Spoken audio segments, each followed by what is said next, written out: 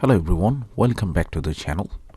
As you can see, this is Huawei P30 Lite and the screen is completely shattered, so we're gonna replace it.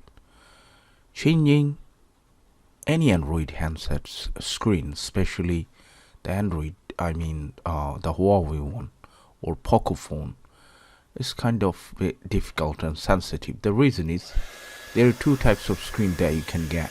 One of them without frame, another one with frame.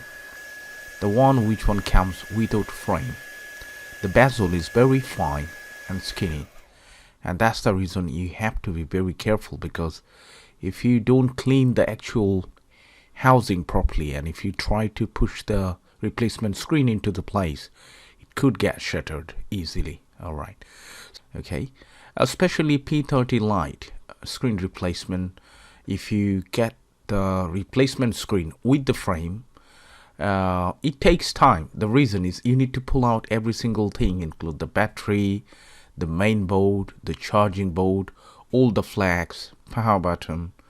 It's a kind of headache, but the actual finishing, the outcome is really good, because you don't have to apply the messy glue on the fine bezel of the screen, So today I'm going to replace the screen without any bezel, so I must have to clean the actual frame properly before I place the actual replacement on.